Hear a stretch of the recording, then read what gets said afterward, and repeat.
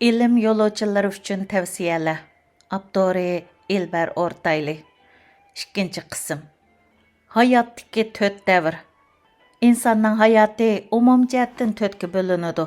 Ular 12 yoshdan 25 yoshgacha bo'lgan davr, 25 yoshdan 40 yoshgacha bo'lgan davr, 40 yoshdan 55 yoshgacha bo'lgan davr va 55 yoshdan keyingi davrdir.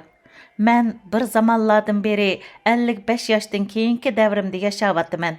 Yuqorqi taqsimlashlarim yoshlik, o'rta yoshlik yoki qiyirliqning chek-chegaralari emas. Halbuki yuqorqisi bir insonning cho'ng bo'lishi, pishib yetilishi, meva berishi bilan munosabatlik taqsimlash hisoblanadi. Xo'sh, undaqda hayotning dastlabki davrlaridan oxirgi davrgacha bo'lgan bo'laklarga nazar selib chiqayli. 12 yoshdan 25 yoshgacha bo'lgan davr. İnsanның 12 yoshdan 25 yoshgacha bo'lgan mezgili hayotning asosini qurish mezgilidir. Hayotingizni umuman mushu mezgilda qurib chiqsiz. 25 yoshdan 40 yoshgacha bo'lgan davringizda hayotga qo'shilsiz, fikr bayon qilishga boshlaysiz. 40 yoshdan 55 yoshgacha bo'lgan mezgil pishqan, o'z sohangizda boshlamchi bo'ladigan davringizdir. 55 yoshdan keyingi davringiz aram elish davridir. 55 yoshdan keyin voy degidak ish qila olmaysiz, o'ttirg'i yengillik ilib chiqa olmaysiz. Bu chaqda umuman ilgirki mezgillaringizdagi erishgan va o'ttirg'i qo'yganlaringiz atrofida cho'rgilab, uni takrorlaysiz. 55 yoshdan keyingi hayotini o'tkazayotganlar ichida yangi asarlarni o'ttirg'i qo'ydiganlar kamdan kam uchraydi. Har birimiz mana mushu 4 davrni boshdan kechiramiz. Hayotimiz mushu 4 davrda qilgan ishlarimizdan shakllanadi. İnsan hayotining 12 yoshdan 25 yoshgacha bo'lgan davri aslida uning hayotining jon tomiridir. Buni albatta tarixni ko'z oldimizga keltirgan asosda so'zlayapman. Bu vaqtda aytganlarim irodalik, aqlni to'g'ri shaklda ishlatadigan kishilarga nisbatan kunimizda o'xshashli kuchga ega bo'lishi mumkin. 12 yosh bilan 25 yosh orasidagi bu mezgil kishilik taraqqiyotining yadrosidir. Bu vajidan zehn, asti saqlash iqtidori va jismoniy sog'lomlik eng yaxshi bo'lgan bu davrda ham o'qib, o'rganish, ham tanarkat bilan shug'ullanish, ham fursatlarni kutish va jamiyatni kuzatish lozim. Yuqorida aytilganlarni mushu yoshlarda eng yaxshi shaklda qilg'ili bo'ladi. Chunki yosh cho'ngaygan sari asti tutish qobiliyati chekinadi. Yosh cho'ngayganda o'rgangan narsalaringiz yuqorqi yoshlarda o'rganganlaringizga qaraganda tez unutilib ketildi. 25 yoshdan keyin kishining jismoniy harakat iqtidori o'zi farq qilmagan taqdirdami asta-asta chekinishga boshlaydi. Kishi 25 yoshdan keyin umuman o'ylanish, balaliq bo'lish qatorliq yangi hayotga yuzlanadi. Demak, inson hammadan avval umrining qaysi davrda nima ishlarni qilishni nihoyat yaxshi bilishi lozim. Oldi bilan o'tmishga bir nazar solayli. Sharq va g'arb madaniyat sohasida ko'plagan shaxslarning 12 yoshidan 25 yoshigacha bo'lgan davri muhim hosilotlarni qo'lga keltirish bilan o'tgan. Klassik dunyoning barcha sarkillari, islom madaniyatining nurliq chiroqlari, Yevropa madaniyat san'atining gullanish davridagi mashhur shaxslar 12 yosh bilan 25 yosh orasida o'zini yetildirib bo'lgan. Hatto dunyo tarixidagi buyuk shaxslarning bir turkumi mushu yoshlarda buyuk asarlarni o'tirg'a qo'yib bo'lgan edi. Nimishqa shundoq? Chunki u chaqlarda hech kim 25 yoshdan oshgan kishini beqishga majbur bo'lmaydi. U zamonlarda hozirgidek yana ozroq o'qib boqay, nima ishlarni qila olayman, yana bir oz o'zimni dang selib ko'ray deyish mumkin bo'lmaydi. Aslida 25 yoshdan oshgan yosh uchun bundaq qilish hozirmi ancha mumkin bo'lmaydi. Har insonning qilishi kerak bo'lgan ishlar bo'ladi. O'z iqtidoringni ko'rsatsan, o'zing shug'ullangan kasbingdagi mahorating qanchalik isbotlaysan, asar o'tirg'i qo'ysan. Buni qila olmasang, o'zingning iqtidorini isbotlay olmaysan. Untinsiz yashab, mevasiz holatda dunyodan ketsan. 15 yosh bilan 25 yosh orasida o'zini isbotlagan buyuklarga bir nazar selib o'taylik. Masalan, Gottfried Leibniz 19 yaşida doktorluk unvanıga erişken. Leibniz qanun tarixi o'qigan qonunshunos. Shuning bilan bir vaqtda matematikdir. U yaratgan falsafa sistemasimi kuchli ta'sirga ega. Mashhur san'atkor Mozart 35 yaşida vafot bo'lgan. Uningdan boshqa yana bir san'atkor Shobertmo o'xshashli mushu yoshlarda vafot bo'lgan bo'lib, u o'lganda 30 dan amdil hal qilgan edi. Rus yazgıcılarına kelsak, məşhur Rus şairi Pushkin doyildi facialik şəkildə ölgənində 40 yaşqa mı kirməgən, 38 yaşında ölgən idi. Oxşaşlı dangdar Rus yazgıcılardan Lermontov 27 yaşda doyildi ölgən. Bu yaşda ölgənlərdən nurgun dangdarlarını sanaş mümkün. Bəzi məşhurlarning eng büyük ijodiyatlarini bəkmi yosh chig'ida o'ttirg'i chiqarganligi bilinsin deb alaydan yosh turibli vafot bo'lganlarni sanab o'tdim. Bu kishilarning hayoti to'g'riliq izlanganingizda ularning 25 yoshga to'shmay turibla o'zini yetishtirib bo'lganliklarini bayqaysiz. Yuqorqilardan uzun yaşagan məşhurlar özünü kuchaytirish uchun 40 yoshlargacha tirmashgan deb o'ylab qolmag'aysiz. Uzun ömür ko'rgan dangliqlarmi o'zini yetishtirishni hayotining dastlabki bosqichida tamomlab bo'lgan. O'qishga tegishlik asarlarni o'qib, o'rganishga tegishlik bilimlarni o'rgangan. 20-25 yoshlardan boshlab asar ijod qilishni boshlab bo'lgan. Men burundan tartib kimning qancha yoshida nima ishlarni qilganligiga diqqat qilaman. Yana bir misol beray. Fransuz Misirshunos Jean-François Champollion mashhur olimdir. Texi bola vaqtida 16 yoshida ilmda o'zini yetishtirib bo'lgan. 30 yoshida qadimki Misrning rasmlik yezig'ining ma'nosini yeshib bo'lgan. 42 yoshida vafot bo'lgan. Ya'ni hayotining oxiridagi ishimi o'xshashla Misr rasmlik yezig'idagi bilinmagan ma'nolarni o'ttirg'i chiqarish bo'lgan. U Arami, Yunan va İbrani tillarini pishiq egilagan. Champollionni tilga olganda kishining aqliga shu hamon yana bir mashhur shaxs keladi. Fransuz yozuvchisi va tarixchisi Pigouspir Miremimo Champollyonga o'xshashidir. Bu shaxs 15 yoshga kirishdan ilgirla inglizcha, latincha va yunoncha o'rgangan. U mushu tillar orasida tarjimonlik bilan shug'ullangan. Buningdan sirt Slav va Kilit tillarini egallagan. 25 yoshga kirmasdilla tarix va qonun kasbida ixtisos egasi bo'lib yetishgan. 25 yoshga kirmasdan romanlarni yozgan. Keyingi chaqlarda Pigouspir Fransiyaning buyuki filologiya sarkisi, tarixchisi, arxeologi va yozg'uchi sifatida aslandi. İslamның büyük alimlərdən İmam Şafi, İmam Əvəvi qatarlıq gigant, muhaddis və fəqihlərmi 20 yaşıga barmay turub şər'i ilimlərdə voyaga yetgan. 20 yoshga to'shmay turibla davrning büyük alimlar tarafidan alim deb e'tirof qilingan. Shogird tarbiyalagan va asarlar yozgan. Har ikki alim 40 yoshidan oshganda yosh turibla vafot topgan. Hadis yoki fiqhdan so'z bo'linsa, bu ikki imomning tilga ilinmay qilishi yoki asarlarga murojaat qilinmay qilishi umuman mumkin emas. Yosh turib vafot bo'lgan ikki ulamoning islomga qo'shgan tuhfasi va islom dunyosiga ko'rsatgan ta'siri mislisizdir. Tarjimondan. Yuqorqidek insonlar yashab o'tgan dunyoga nazar solganimizda to'limi afsuski, kunimizdagi insonlarning bo'shang chiqib qolganini ko'ramiz. Eng oldida ketayotgan millatlardanmi? Bular girmonlardir. Yuqorqidek kishilar oz chiqyotidi. Ma'rifimiz kerakka kelmayotidi. Navbatdagi uzundan uzun davomlashadigan ma'rifimiz kerakka kelmayotidi. Biz o'z ma'rifimizdan qarsiga iftixorlanib qo'yamiz dehi. Ba'zilar amdilikda bir o'tir maktab o'qituvchisi Aristotelning bilganlarini biladi deyishidi.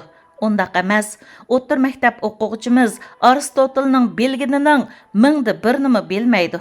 Shundaqla Aristotelning qilganlarini qila olmaydi. Kunimizdagi ma'rif insonlarning yangilik yaratish iqtidorini o'ltirib Bugun 16 yoshdagi bir inson Turkiyadami, dunyodami baladur, nadandur. Bu yoshdagi balalar bir ish qilish majburiyatida qolsa, qilgan ishida utuq qozona olmaydi. Bu yaşta öz yolunu özü tanlap mağalaydigan balalar yo'q. Demak, kunimizda bu yoshdagilar orasida Gottfried Leibnizdek biri yo'q. Shuni unutmang. İstanbul yangi kapidan qezilgan iskeletlarning o'ttirchi yashi 35 yosh edi. Bular milodidan ilgirki 5-6 asrlardagi dengiz porti bo'yida yashagan kishilardir. Ularning iskeletlari ichilganda hammasining so'ngaklarining daz ketgan, sungan holatda ekanligi o'ttirg'i chiqdi. Ularning ko'pinchisi bu sabablik davolangan. Dengiz porti bo'yida yashagan bu kishilarning so'ngaklarining sungan va daz ketgan holatda bo'lishidan bu kishilarning portda hammonlik bilan shug'ullanganligi bilinishidir. Ularning qanchalik darajada zaykash, nachar uylarda o'ltirgan bo'lish ehtimoli mavjud. Oqibatda davolanishga majbur bo'lgan. 2500 yil burun yaşagan insonlardan söz açqınımğa hayran qalmang. O davrning so'ngak, bo'g'im tibabiti kunimizdagidan ustun edi. Biroq o zamonlarda insonlarning umrimi mushu yoshlargacha davomlashatdi. Faqat bu hammallarning emas, ularning hukmronlarining, shu zamonning yozuvchilarining, me'morlarining o'ttirchi yashi 35 yosh atrofida edi. Ya'ni qadimgi davr insonlarning hayoti oxirlashadigan yoshda bizning avlodlarimiz texicha bir narsa o'rganish bilan band bo'lmoqda. Hayotga kirisholmayotmoqda. Shunisi ochiqki, xato va unumsiz tarbiya yo'lida ketyapmiz. O'zimning 12 yosh bilan 25 yosh orasidagi davrimga kelsak, men bu davrimni yaxshi o'tkazdim. Anqarada cho'ng bo'lganligim uchun mazkur poytaxtda men ehtiyojliq hamma narsa bor edi. Madaniyat faoliyatlariga ishtirok qilatdim, kitob o'qiydim. Anqarada fransuz, ingliz, italyan madaniyat markazlari bor edi. O'smirlik chog'larimda chet el tili va tarix bilimlari uchun onamning darslariga qatnashatdim. Chet el tili o'rganish imkonim ko'p edi. Bu yoshlarimda chet el tili bilan bo'ldi qilmasdan arxeologiya kurslariga qatnashatdim. Universitet o'qidim, o'qish bitirib, doktorlik o'qish bilan bo'ldim. Bu oraliqda Avstriyada, yana Chikagoda o'qidim. Mushu taraqqida 25 yoshga qadam bosdim. İsrailiyada o'qigan bo'latdim. Yuqorida aytganimdek, mening 12 yoshdan 25 yoshgacha bo'lgan vaqtlarim mo'l usulliq o'tdi. Bu davrni mushundaq o'tkazish bak muhim. Chunki bu orqali har qaysi jihatdan o'zingizni kuchlantirsiz. 25 yoshdan keyingi chog'larimmo universitetda o'tdi. Hayotim universitetlarda davom qildi. Agar bugungi aqlim shu chog'da bo'lgan bo'lsa, qanday qilatdim bilamsiz? Amerikada yoki Yevropada o'qiyman deb vaqt isrof qilmasdan O'rta Sharqda, ya'ni Isroiliyada o'qigan bo'latdim. Chunki Isroiliyaning universitetlari sifatlik hamda Sharq bilan G'arbni birlikda o'g'itadi. Kunimizning yoshlarga Isroiliyada o'qishni tavsiya qilaman. Ham G'arb, ham Sharq tarixiy tadqiqotlari uchun Isroiliyada ko'ngildagidek universitetlar mavjud. Isroiliya kunimizdami ko'p xil madaniyatni o'zida mujassamlagan. Kona Germaniya universitetlarini u yerdan topalaysiz. Amerika universitetlari modellarining unumdorligini Amerikaning sirtida yanada Isroiliyadan topalaysiz. Isroiliya universitetlarining kutubxonalari yaxshi, sog'lomlik asliyalari va tanarkat asliyalari ko'ngildagidek. Buningdan sirt, Isroiliyada sizning bilim tadqiqotingizga foydasi tegadigan ko'plagan professorlar bor. Bu professorlarning madaniyat orqa ko'rinishimi bir-biridan ko'p farqlanadi. Yana texi Isroiliya O'rta Sharqning dal o'ttirsiga joylashgan. Isroiliyada arabcha va ibroniychani yaxshi o'rganalaysiz. Boshqa tillarni yaxshi o'rganish sharoiti mavjud. Albatta men Isroiliyani menga o'xshash ijtimoiyat bilimlari bilan shug'ullanadiganlar uchun tavsiya qilyapman. Tabiiy bilimlar bilan shug'ullanadiganlar uchun bu haqda aql ko'rsatolmayman. Biroq Isroiliya universitetlarining tabiiy bilimlari jihatdimi ko'ngildagidek ekanligini bilaman. Universitet tanlashda yaxshi o'ylashish lozim. Bugungi aqlim bo'lsa, boshqa xil tanlashlarda bo'ladiganligimni aytgan edim. Umuman hamma masala bizning tanlashlarimiz bilan bog'lanishlikqa ega. Türkiyədə yaşaydigan insonlar ba'zi jihatlarda, bo'libmi ma'rif jihatda to'limi afsuski xato tanlashlarda bo'lyotidi. Ochiq qilib aytsam, xato yuzlanishga qadilivyotidi. Bundaq qilishning keragi yo'q, chunki buning oqibati pushaymondir. Men yaxshi ustozlarning qo'lida yetishish uchun ko'p hafilashdim. Hech qachon yaxshi ustozlar meni izlab so'rab topqani yo'q. 25 yoshdan 40 yoshgacha bo'lgan davr. 25 yosh bilan 40 yosh orasi sepi o'zidan o'zini kuchaytirish davridir. Hayotingizda yoshligingizning dastlabki mezgillarida, ya'ni 25 yosh yashingizgacha bo'lgan mezgilda ba'zi ishlarni nihoyatda utuqli holda qila olasiz. Chunki u davr asli tutish qobiliyatingiz yuqori, badan energiyangiz kuchli davrdir. Yoshlikda g'ayratingiz ustun bo'ladi. Yoshlikda ishlarni tezlab bitirsiz. 25 yoshingizda qilolmagan ishlaringizni qo'lga keltirishga sal qargan bilim, yuksalishlarni 25 yosh bilan 40 yoshlar orasida qila olasiz. Bu mezgil siz uchun oxirgi fursatdir. Bu yoshingizda mayli nima o'g'inish sur'atingiz 12 yoshdan 25 yoshgacha bo'lgan mezgilingizga qaraganda ostilab ketgan bo'ladi. Ammo bir jihatdan yanala huzurli holatda olg'a ilgirlay olasiz. 25 yoshdan 40 yoshgacha bo'lgan mezgilda yangi narsalarni o'rganishning bir qiyin tarafimi bor. Ya'ni o'rganganlaringizdan ma'lum narsalar esingizda qolsa-mu, biroq o'rganganlaringizni tez unutishga yuzlanasiz. 40 yoshdan keyin yangi narsalar o'rganish basi mushkul. To'liqlashingiz kerak bo'lgan bilimlarni 40 yoshingizga qadar to'liqlab olishingiz kerak. Bu bakmi muhim. Bu sabablik 25 yoshdan 40 yoshgacha bo'lgan mezgilda cho'qim sog'lom, tangpung va intizomchan holatda yashashingizni tavsiya qilaman. Sizni ogohlantirmanki, 25 yoshdan 40 yoshgacha bo'lgan mezgil yana bir jihatdan bir qator nachar odatlarning kishiga soljidak chaplashib oladigan davrdir. Haraq, tamaka, nachar oziqlanish odati sizni bo'lishiga tugashtirib etadi. Keyin bularning azobini to'liq his qilasiz.